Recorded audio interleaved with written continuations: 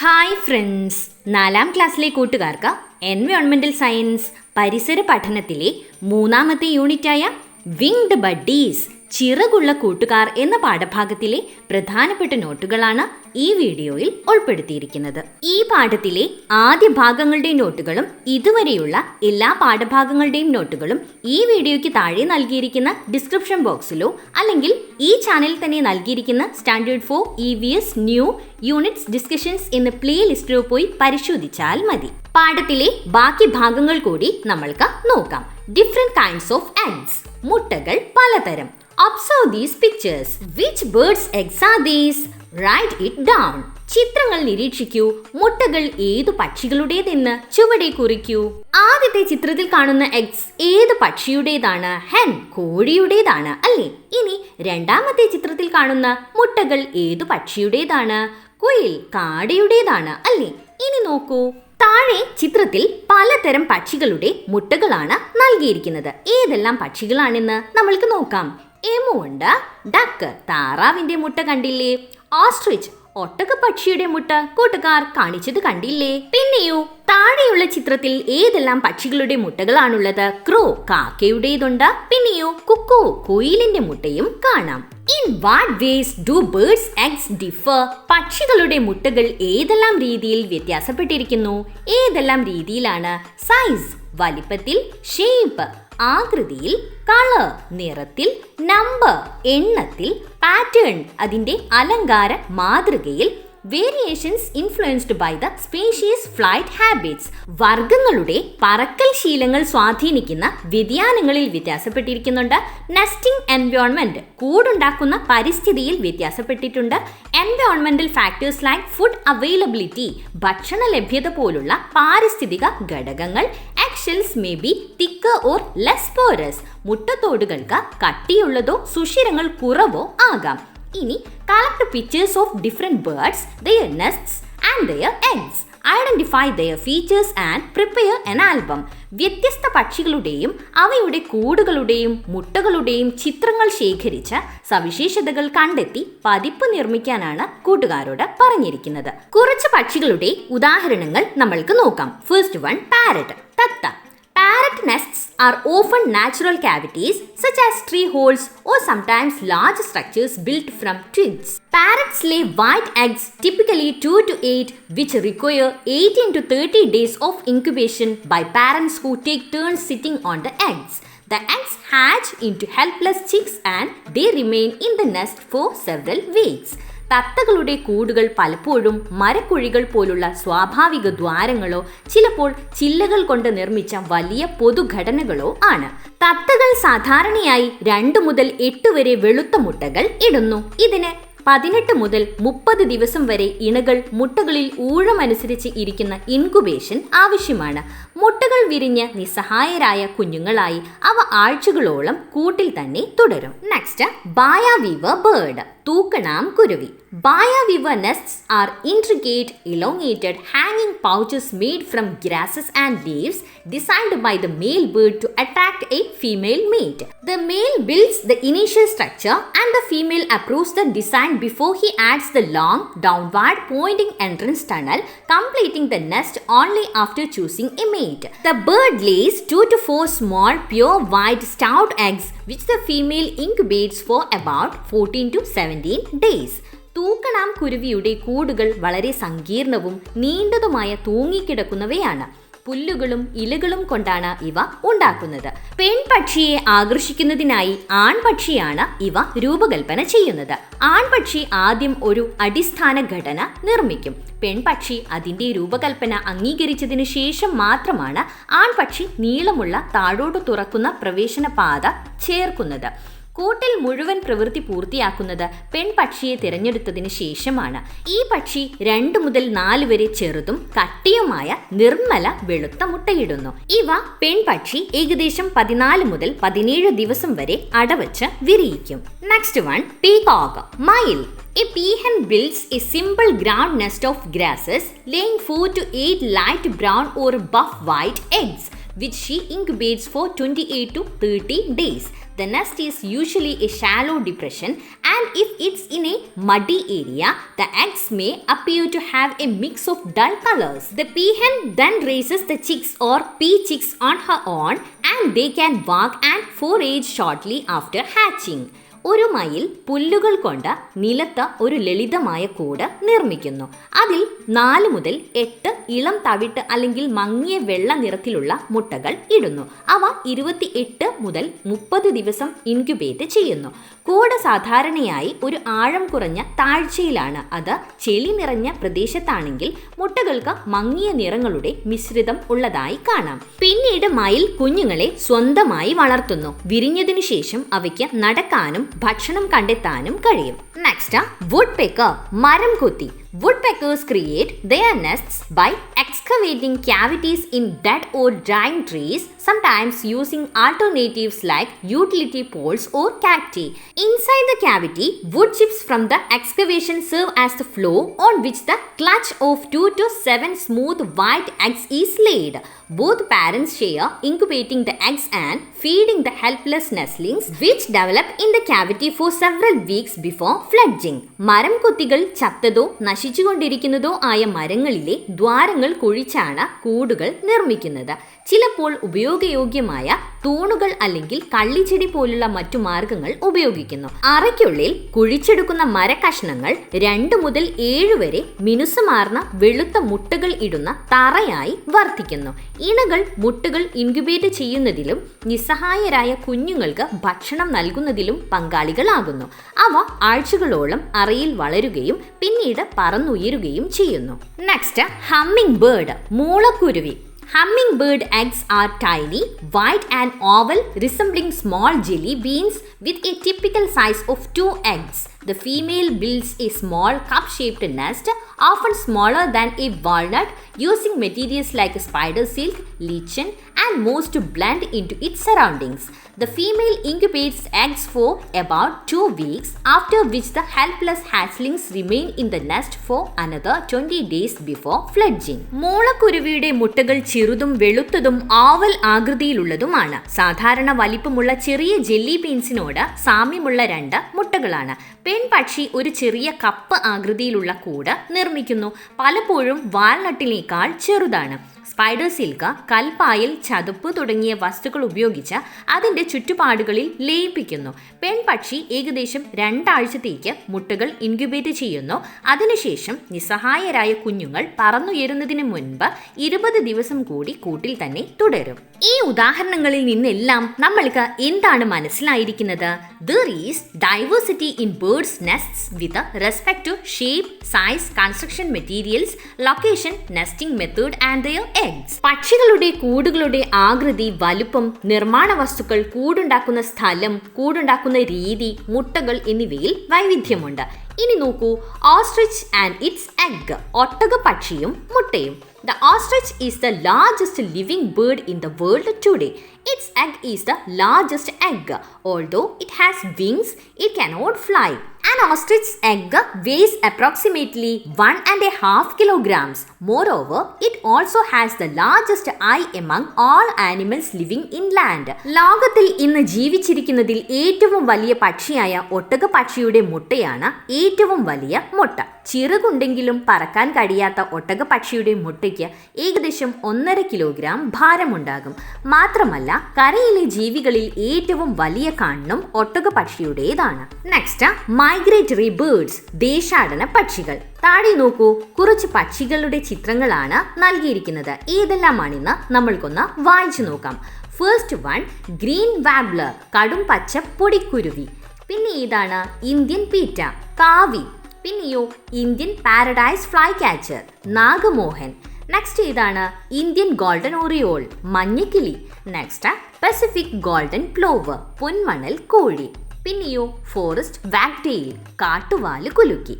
ഇനി do we always see all these birds shown in the pictures? Do we always hear their sounds? What could be the reason? ചിത്രത്തിൽ കാണുന്ന പക്ഷികളെ നാം എപ്പോഴും കാണാറുണ്ടോ? ഇവയുടെ ശബ്ദം എപ്പോഴും കേൾക്കാറുണ്ടോ? എന്തായിരിക്കും കാരണം? അത്തരം പക്ഷികളെ എപ്പോഴും നാം കാണാറുമില്ല, അവയുടെ ശബ്ദം നാം എപ്പോഴും കേൾക്കാറുമില്ല, അല്ലേ? എന്തായിരിക്കും? Some species of birds migrate from one place to another in large numbers to escape from adverse weather conditions to obtain food and for breeding. When the weather becomes favorable, they return. Such birds are called migratory birds. പ്രതികൂലാവസ്ഥയിൽ നിന്നുള്ള രക്ഷയ്ക്കും ഭക്ഷണത്തിനും പ്രജനനത്തിനും വേണ്ടി ചിലയിനം പക്ഷികൾ കൂട്ടത്തോടെ ഒരു ദേശത്ത് നിന്ന് മറ്റൊരു ദേശത്തേക്ക് എത്തുന്നു. കാലാവസ്ഥ അനുകൂലമാകുമ്പോൾ അവ തിരിച്ചു സഞ്ചരിക്കുകയും ചെയ്യുന്നു. ഇത്തരം പക്ഷികളാണ് ദേശാടന പക്ഷികൾ. ഇനി next, find the names of more migratory birds and write them down. Collect pictures and paste them in the environmental bird corner of your classroom. കൂടുതൽ ദേശാടന പക്ഷികളുടെ പേരുകൾ കണ്ടെത്തി എഴുതാനാണ് കൂട്ടുകാരോട് പറഞ്ഞിരിക്കുന്നത്. ചിത്രങ്ങൾ ശേഖരിച്ച പരിസര മൂലയിലെ ബേർഡ് കോർണറിൽ ഒട്ടിക്കാനും പറഞ്ഞിട്ടുണ്ട്. കുറച്ച് മൈഗ്രേറ്ററി ബേർഡ്സിന് എക്സാമ്പിൾസ് നോക്കൂ. Siberian crane, greater flamingo, lesser whistling duck, forest wagtail, common snipe, northern pintail, curlew, Brahmini kite, marsh harrier, Asian openbill, blue-tailed bee-eater, brown-headed gull, American goldfinch, whiskered tern, barn swallow. Next, birds and the environment. പക്ഷികളും പരിസ്ഥിതിയും. Have you noticed people trees growing on the top of certain buildings? Has anyone planted it there? ചില കെട്ടിടങ്ങളുടെ മുകളിൽ ആൽമരം വളർന്നു വരുന്നത് നിങ്ങൾ ശ്രദ്ധിച്ചിട്ടുണ്ടോ? അവയാരെങ്കിലും നട്ടു വളർത്തിയതാണോ? അല്ല, അല്ലേ? പിന്നെ ഇങ്ങനെയെല്ലാമാണ് birds eat people fruits. The seeds pass through their digestive system and get dropped on ledges, walls or rooftops in their droppings. Since the seeds are tiny, they easily launch into small crack. പക്ഷികൾ ആൽമരത്തിന്റെ പഴങ്ങൾ തിന്നാറുണ്ട്. അതിലെ വിത്തുകൾ പക്ഷികളിലൂടെ ദഹനം നടന്ന് അവരുടെ വിസർജനത്തോടൊപ്പം മതിലുകളിലും മേൽക്കൂരകളിലും പതിക്കുന്നു. ചെറുതായതിനാൽ വിത്തുകൾ ചെറുപിളർപ്പുകളിൽ എളുപ്പം കുടുങ്ങും. പിന്നെയോ, people seeds are very light. The wind can carry them to rooftops or other places where they settle. ആൽമരത്തിന്റെ വിത്തുകൾ വളരെ ലഘുവാണ്. കാറ്റ് അവയെ മേൽക്കൂരകളിലേക്കോ മറ്റു സ്ഥലങ്ങളിലേക്കോ കൊണ്ടുപോകും. പിന്നെയോ, on rooftops and cracks in walls, dust and organic material or fallen leaves, bird droppings, etc. collect. When rain falls, this material provides enough moisture and nutrients for the seeds to germinate. കെട്ടിടങ്ങളുടെ മേൽക്കൂരകളിലും മതിലുകളിലെ പൊട്ടുകളിലും പൊടിയും ഇലകളും പക്ഷികളുടെ വിസർജനവും അടിഞ്ഞുകൂടും. മഴ പെയ്യുമ്പോൾ അവ വിത്തുകൾ മുളയ്ക്കാൻ മതിയായ ഈർപ്പവും പോഷകവുമാകും. പിന്നെയോ, people trees are hardy and can germinate in very little soil. Their roots are strong and can enter cracks in concrete, bricks or stones, widening them as they grow. That's why they are often seen on old buildings and temples. ആൽമരം വളരെ കരുത്തുള്ളതാണ്. വളരെ കുറച്ച് മണ്ണിൽ പോലും അത് മുളയ്ക്കും. അതിന്റെ വേരുകൾ ശക്തവും മതിലുകളിലേക്കോ കല്ലുകളിലേക്കോ കയറുകയും അവ വളരും തോറും വിശാലമാവുകയും ചെയ്യുന്നു. അതിനാലാണ് അവ പഴയ കെട്ടിടങ്ങളിലും ക്ഷേത്രങ്ങളിലും സാധാരണയായി കാണപ്പെടുന്നത്. Next, how are birds beneficial to the environment? പക്ഷികൾ പരിസ്ഥിതിക്ക് എങ്ങനെയെല്ലാമാണ് പ്രയോജനപ്പെടുന്നത്? ഇങ്ങനെയെല്ലാമാണ്: സീഡ് ഡിസ്പേഴ്സൽ, വിത്ത് വിതരണം; പോളിനേഷൻ, പരാഗണം; ക്ലീൻ സറൗണ്ടിങ്സ്, പരിസര ശുചിത്വം; food, we eat eggs and meat of birds, ഭക്ഷണം, അല്ലേ? എന്തെല്ലാമാണ്? നാം കഴിക്കുന്ന പക്ഷികളുടെ മുട്ട, മാംസം എന്നിവ.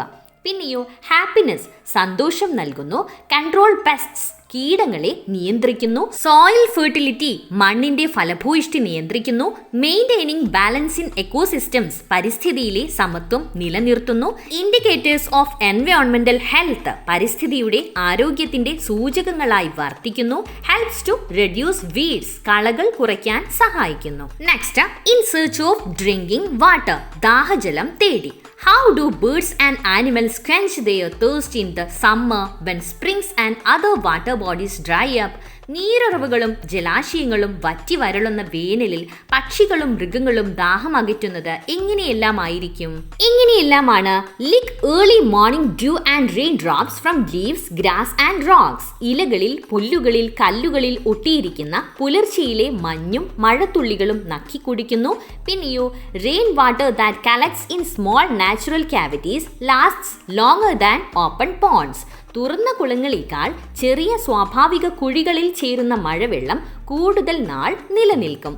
പിന്നെയോ some animals dig the ground to reach damp layers and drink. ചില മൃഗങ്ങൾ നനവുള്ള പാളികളിലെത്താൻ നിലം കൊഴിച്ച വെള്ളം കുടിക്കുന്നു. Eating water-rich foods like fruits and berries, nectar, succulent plants, etc.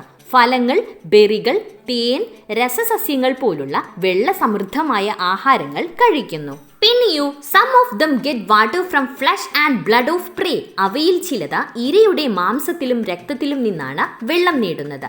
Some follow in smell or sound of water. ചിലത് വെള്ളത്തിന്റെ വാസനയെയോ ശബ്ദത്തെയോ പിന്തുടരുന്നു. Human made water resources. മനുഷ്യനിർമ്മിത ജലസ്രോതസ്സുകൾ. Migration, ദേശാടനത്തിലൂടെ. പിന്നെയോ some of them use bumps on their back to collect water. അവയിൽ ചിലത് വെള്ളം ശേഖരിക്കാൻ പുറകിലെ കൂമ്പ് ഉപയോഗിക്കുന്നു. പിന്നെയോ ഫിസിയോളജിക്കൽ ആൻഡ് അനാറ്റമിക്കൽ അഡാപ്റ്റേഷൻസ്. ശാരീരികവും ശരീരഘടനാപരവുമായ അനുകൂലനങ്ങളിലൂടെയും വെള്ളം അവർ ശേഖരിക്കുന്നു. To protect birds from the heat and drought in summer, we can provide birds with drinking water. For these you can pour water in earthen pots and keep under the trees or in any other open places. Be sure to change the water frequently to prevent mosquitoes from laying their eggs.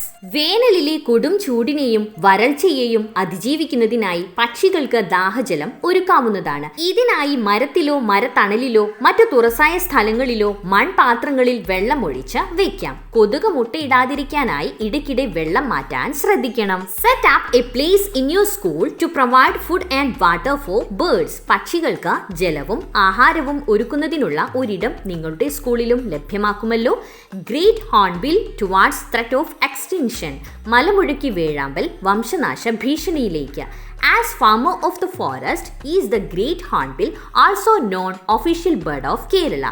It is now facing the threat of extinction. കാട്ടിലെ കർഷകൻ എന്ന അപരനാമത്തിൽ അറിയപ്പെടുന്ന കേരളത്തിന്റെ ഔദ്യോഗിക പക്ഷിയായ മലമുഴക്കി വേഴാമ്പൽ ഇന്ന് വംശനാശ ഭീഷണിയിലാണെന്നാണ് പറഞ്ഞിരിക്കുന്നത്. The number of birds like the great hornbill and house sparrow is now decreasing. What could be the reasons? മലമുഴക്കി വേഴാമ്പൽ, അങ്ങാടിക്കുരുവി തുടങ്ങിയ പക്ഷികളുടെ എണ്ണത്തിൽ ഇപ്പോൾ കുറവ് വന്നിരിക്കുന്നു. കാരണം എന്തായിരിക്കാം? എന്തെല്ലാമായിരിക്കാം?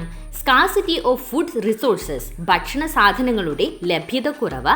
ലാക്ക് ഓഫ് ടോൾ ട്രീസ്, ഉയരം കൂടിയ വൃക്ഷങ്ങളുടെ അഭാവം. ഹ്യൂമൻ പ്രസൻസ്, മനുഷ്യ സാമീപ്യം. ഹാബിറ്റാറ്റ് ഡിസ്ട്രക്ഷൻ, ആവാസ വ്യവസ്ഥയുടെ നാശം. ഡീഫോറസ്റ്റേഷൻ, വനനശീകരണം. Wide spread use of pesticides, കീടനാശിനികളുടെ വ്യാപകമായ ഉപയോഗം. അർബനൈസേഷൻ, നഗരവൽക്കരണം. എയർ ആൻഡ് നോയ്സ് പൊല്യൂഷൻ, വായു ശബ്ദമലിനീകരണം. മൊബൈൽ ടവേഴ്സ്, മൊബൈൽ ടവറുകൾ. ക്ലൈമറ്റ് ചേഞ്ച്, കാലാവസ്ഥാ മാറ്റം. ഹ്യൂമൻ ലൈഫ് സ്റ്റൈൽ ചേഞ്ചസ്, മനുഷ്യ ജീവിതശൈലി മാറ്റങ്ങൾ. റിഡ്യൂസ്ഡ് ഇൻസെക്ട് പോപ്പുലേഷൻസ്, പ്രാണികളുടെ എണ്ണത്തിലുള്ള കുറവ്. ഹണ്ടിങ്, വേട്ടയാടൽ. ഇലക്ട്രിക് ലൈൻസ്, വൈദ്യുത കമ്പികൾ തുടങ്ങിയവയാണ്. ഇനി നോക്കൂ, റെഡ് ഡാറ്റ ബുക്ക് എന്നാൽ എന്താണ്? The red data book is A book that records endangered and rare species. വംശനാശം സംഭവിച്ചുകൊണ്ടിരിക്കുന്ന ജീവികളെ പറ്റി പ്രതിപാദിക്കുന്ന പുസ്തകമാണ് റെഡ് ഡാറ്റ ബുക്ക്. ഇനി write the names of other endangered birds of Kerala in my environmental science diary. Collect their pictures and prepare an album. വംശനാശ ഭീഷണി നേരിടുന്ന കേരളത്തിലെ മറ്റു പക്ഷികളുടെ പേരുകൾ കണ്ടെത്തി എൻ്റെ പരിസര പഠന പുസ്തകത്തിൽ എഴുതാനാണ് കൂട്ടുകാരോട് പറഞ്ഞിരിക്കുന്നത്. ചിത്രങ്ങൾ ശേഖരിച്ച ആൽബം തയ്യാറാക്കാനും നൽകിയിട്ടുണ്ട്. വംശനാശം സംഭവിച്ചുകൊണ്ടിരിക്കുന്ന കുറച്ച് പക്ഷികൾക്ക് ഉദാഹരണങ്ങൾ നോക്കാം. Malabar grey hornbill, white bellied ഷോലക്കിളി, laughing thrush, grass bird, Nilgiri pipit, Nilgiri flycatcher, Nilgiri wood pigeon, Malabar whistling thrush, red headed vulture, white dumped vulture, black and orange flycatcher, Banasura ചിലപ്പൻ. Next, bird watchers or ornithologists. കുറച്ച് പക്ഷി നിരീക്ഷകരെ നമ്മൾക്ക് പരിചയപ്പെടാം. First one, doctor Salim Ali. When Salim was 10 years old, he shot a sparrow named Manyatali with an air gun that his uncle had given him as a gift. Salim and his uncle took this bird and went to visit his uncle's friend W.S. Millard, an officer of the Natural History Society, Bombay or Mumbai. He introduced Salim to the collection of birds preserved and kept at the society. It included sparrows like the Manyathali that Salim had shot. This visit marked the turning point for him to be a bird lover later. സാലിമിന് 10 വയസ്സുള്ളപ്പോൾ അമ്മാവൻ സമ്മാനമായി നൽകിയ air gun ഉപയോഗിച്ച് മഞ്ഞത്താലി എന്ന ഒരു കുരുവിയെ വെടിവെച്ചിട്ടു. സാലിമും അമ്മാവനും ഈ കുരുവിയുമായി അമ്മാവന്റെ സുഹൃത്തായ ബോംബെ അല്ലെങ്കിൽ മുംബൈ നാച്ചുറൽ ഹിസ്റ്ററി സൊസൈറ്റി ഉദ്യോഗസ്ഥനായ WS മിലാഡിനെ സന്ദർശിക്കുകയുണ്ടായി.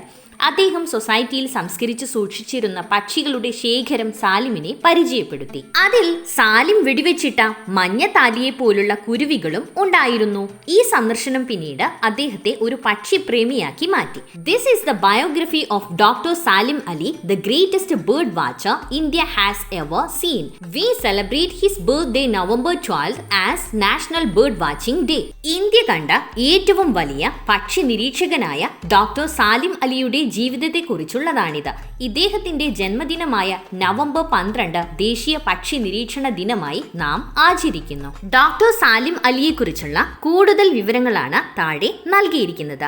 Doctor Salim Ali was a renowned Indian ornithologist. Doctor Salim Ali പ്രശസ്ത ഇന്ത്യൻ പക്ഷിശാസ്ത്രജ്ഞനായിരുന്നു. He dedicated his life to the study and conservation of birds. പക്ഷികളുടെ പഠനത്തിനും സംരക്ഷണത്തിനും തന്റെ ജീവിതം സമർപ്പിച്ചു. Born in 1896 he became known as the birdman of India. 1896 ജനിച്ച അദ്ദേഹം ഇന്ത്യയുടെ പക്ഷിമാൻ എന്ന് അറിയപ്പെട്ടു.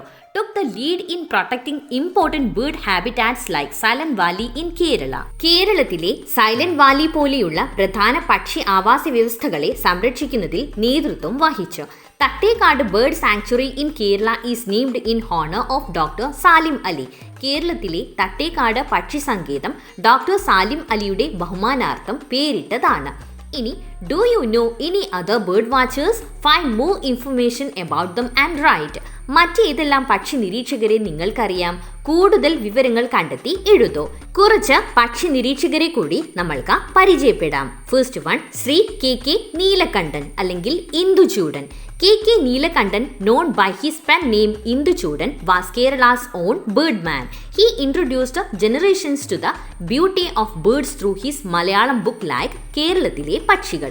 He also played a key role in protecting Silent Valley, one of the Kerala's richest forests. He used a simple language and poetic stories to teach people about birds and nature. KK Neelakantan തന്റെ തൂലികാ നാമമായ ഇന്ദുചൂടൻ എന്നാണ് അറിയപ്പെട്ടിരുന്നത്. കേരളത്തിന്റെ സ്വന്തം പക്ഷിമാനായിരുന്നു. കേരളത്തിലെ പക്ഷികൾ പോലുള്ള മലയാള ഗ്രന്ഥങ്ങളിലൂടെ അദ്ദേഹം പക്ഷികളുടെ സൗന്ദര്യം തലമുറകളിലേക്ക് പരിചയപ്പെടുത്തി. കേരളത്തിലെ സമ്പന്നമായ വനങ്ങളിൽ ഒന്നായ സൈലന്റ് വാലി സംരക്ഷിക്കുന്നതിൽ അദ്ദേഹം പ്രധാന പങ്കുവഹിച്ചു. പക്ഷികളെയും പ്രകൃതിയെയും കുറിച്ച് ജനങ്ങളെ ബോധവൽക്കരിക്കാൻ എളുപ്പമുള്ള ഭാഷയും കവിതാസുലഭമായ കഥകളും ഉപയോഗിച്ചു. Next, doctor R. Sugathan. Dr. R. Sugadan is a revered ornithologist from Kerala, disciple and close associate of Dr. Salim Ali, worked as an ornithologist at Tattikad Bird Sanctuary. He discovered a new type of owl named the Ripley owl, carried out several research studies on birds. He led many efforts to protect the forests of Kerala. Dr. R. Sugadan കേരളത്തിലെ പ്രസിദ്ധനായ ഒരു പക്ഷിശാസ്ത്രജ്ഞനാണ്. Doctor Salim അലിയുടെ ശിഷ്യനും അടുത്ത സഹപ്രവർത്തകനുമാണ്. തട്ടേക്കാട് പക്ഷി സങ്കേതത്തിൽ പക്ഷിശാസ്ത്രജ്ഞനായി പ്രവർത്തിച്ചു. Ripley all എന്ന പുതിയ മൂങ്ങയെ കണ്ടെത്തി. പക്ഷികളെക്കുറിച്ച് നിരവധി ഗവേഷണ പഠനങ്ങൾ നടത്തി. കേരളത്തിലെ വനങ്ങളെ സംരക്ഷിക്കാൻ നിരവധി പ്രവർത്തനങ്ങൾക്ക് നേതൃത്വം നൽകി. Next, Humayun Abdul Ali. Humayun Abdul Ali was an Indian ornithologist and biologist. He was the half-brother of Salim Ali, who is known as the birdman of India. Like many of his contemporaries, he was initially interested in hunting. His main work was the collection of birds, whereas Salim Ali primarily engaged in bird watching. A major part of the bird collection of the Bombay Natural History Society consists of his contributions. Humayun Abdul Ali ഇന്ത്യക്കാരനായ പക്ഷിശാസ്ത്രജ്ഞനും ജീവശാസ്ത്രജ്ഞനുമായിരുന്നു. അദ്ദേഹം ഇന്ത്യയുടെ പക്ഷി മനുഷ്യൻ എന്ന് അറിയപ്പെടുന്ന സാലിം അലിയുടെ അർദ്ധ സഹോദരനാകുന്നു. അന്നത്തെ അദ്ദേഹത്തിൻ്റെ സമകാലികരെ പോലെ അദ്ദേഹവും ആദ്യം വേട്ടയിലായിരുന്നു താല്പര്യം. പക്ഷികളെ ശേഖരിക്കലായിരുന്നു അദ്ദേഹത്തിൻ്റെ പ്രധാന പ്രവർത്തനം. എന്നാൽ സാലിം അലി പക്ഷി നിരീക്ഷണമായിരുന്നു പ്രധാനമായി നടത്തിയത്. ബോംബെ നാച്ചുറൽ ഹിസ്റ്ററി സൊസൈറ്റിയുടെ പക്ഷി ശേഖരത്തിൽ കൂടുതലും അദ്ദേഹത്തിൻ്റെ സംഭാവനയാണ്. ഓർണിത്തോളജി അല്ലെങ്കിൽ പക്ഷിശാസ്ത്രം എന്നാൽ എന്താണ്? The branch of science related to the study of birds is called ornithology. പക്ഷികളെക്കുറിച്ചുള്ള പഠനവുമായി ബന്ധപ്പെട്ട ശാസ്ത്രശാഖയാണ് പക്ഷിശാസ്ത്രം. ഇനി ബേർഡ് സാങ്ച്വറി, പക്ഷി സങ്കേതം. The bird sanctuary in Kerala named after Dr. Salim Ali is the Thattekad bird sanctuary. Do you know any other bird sanctuaries? Doctor Salim അലിയുടെ പേരിൽ കേരളത്തിലുള്ള പക്ഷി സങ്കേതമാണ് തട്ടേക്കാട് പക്ഷി സങ്കേതം. മറ്റേതെല്ലാം പക്ഷി സങ്കേതങ്ങളെക്കുറിച്ച് നിങ്ങൾക്കറിയാം? നമ്മൾക്ക് കേരളത്തിലെ പക്ഷി സങ്കേതങ്ങളെക്കുറിച്ച് പരിചയപ്പെടാം. First one, Thattekad bird sanctuary, Thattekad പക്ഷി സങ്കേതം. It is one of the richest birding areas in Kerala, situated in Ernakulam district with over 270 species of birds. It is also known as Dr. Salim Ali Bird Sanctuary. Good forest cover and varied habitats attract many endemic and migratory birds. കേരളത്തിലെ സമൃദ്ധമായ പക്ഷി സങ്കേതങ്ങളിൽ ഒന്നാണ് ഇത്. എറണാകുളം ജില്ലയിലാണ് ഇത് സ്ഥിതി ചെയ്യുന്നത്. ഏകദേശം 270-ലധികം പക്ഷിവർഗ്ഗങ്ങൾ ഇവിടെ കാണാം. ഡോക്ടർ സാലിം അലി പക്ഷി സങ്കേതം എന്നും ഇത് അറിയപ്പെടുന്നു. സമൃദ്ധമായ വനാവരണവും വൈവിധ്യമാർന്ന ആവാസ വ്യവസ്ഥകളും നിരവധി സ്വദേശികളെയും കുടിയേറ്റ പക്ഷികളെയും ആകർഷിക്കുന്നു. Second one, Kumarakom bird sanctuary, Kumarakom പക്ഷി സങ്കേതം. Situated in Kottayam district on Vembanad lake, great four water birds and migratory birds. Kottayam ജില്ലയിലെ വേമ്പനാട് കായലിന്റെ സമീപം സ്ഥിതി ചെയ്യുന്നു. ജലപക്ഷികൾക്കും കുടിയേറ്റ പക്ഷികൾക്കും പ്രസിദ്ധമാണ്. Third one, Kadalundi bird sanctuary, Kadalundi പക്ഷി സങ്കേതം. Situated between Kozhikode and Malappuram districts, known for many migratory species like Arctic terns, gulls, herons, etc., offers a coastal or mangrove wetland kind of birding experience. Kozhikode Malappuram ജില്ലകൾക്കിടയിൽ സ്ഥിതി ചെയ്യുന്നു. കടൽ തീരം, കണ്ടൽ കാടുകൾ പോലുള്ള അനുഭവങ്ങൾ പക്ഷികൾക്ക് പ്രദാനം ചെയ്യുന്നു. ആർട്ടിക് ടേണുകൾ, കടൽ കാക്ക, കൊക്കുകൾ പോലുള്ള കുടിയേറ്റ പക്ഷികൾക്ക് പ്രസിദ്ധമാണ്. Fourth one, Mangalavanam bird sanctuary, Mangalavanam പക്ഷി സങ്കേതം. Situated in Kochi, small but ecologically sensitive. Mangroves, shallow tidal lake, good for seeing resident and migratory birds nearer to city. Kochi നഗരത്തിനുള്ളിൽ സ്ഥിതി ചെയ്യുന്നു. ചെറുതാണെങ്കിലും പരിസ്ഥിതി സങ്കീർണ പ്രദേശമാണ്. വനങ്ങൾ, ചെറിയ ആഴമുള്ള കായൽ എന്നിവയുണ്ട്. നഗരത്തിനടുത്ത് താമസിക്കുന്നവർക്ക് പക്ഷി നിരീക്ഷണത്തിന് അനുയോജ്യമാണ്. Fifth one, Choolannur peafowl sanctuary, Choolannur മയിൽ സങ്കേതം. Situated in Palakkad district, the only dedicated peafowl or peacock sanctuary in Kerala, also supports other birds. Palakkad ജില്ലയിൽ സ്ഥിതി ചെയ്യുന്നു. കേരളത്തിലെ ഏക മയിൽ സങ്കേതം. മറ്റു പക്ഷിവർഗ്ഗങ്ങളും ഇവിടെ കാണാം. Sixth one, Pakshipathalam bird sanctuary, Pakshipathalam പക്ഷി സങ്കേതം. Situated in Wayanad district, high altitude or hilly forest, good for trekking and bird sightings in cooler moist forests. Wayanad ജില്ലയിൽ സ്ഥിതി ചെയ്യുന്നു. ഉയർന്ന പ്രദേശങ്ങളിലെ വനപ്രദേശമാണ്. ട്രക്കിങ്ങിനും അപൂർവ പക്ഷികളെ കാണുന്നതിനും പ്രശസ്തം. Seventh one, lotus lake wetland or migratory bird sanctuary, താമരക്കായൽ പക്ഷി സങ്കേതം. Situated in Thirunavaya, Malappuram district, a good spot for migratory birds. Malappuram ജില്ലയിലെ തിരുനാവായിയിൽ സ്ഥിതി ചെയ്യുന്നു. ദേശാടന പക്ഷികളുടെ പ്രധാന കേന്ദ്രമാണ്. Stay tuned for the next part. Thanks for watching. If you like this video, please do subscribe and share.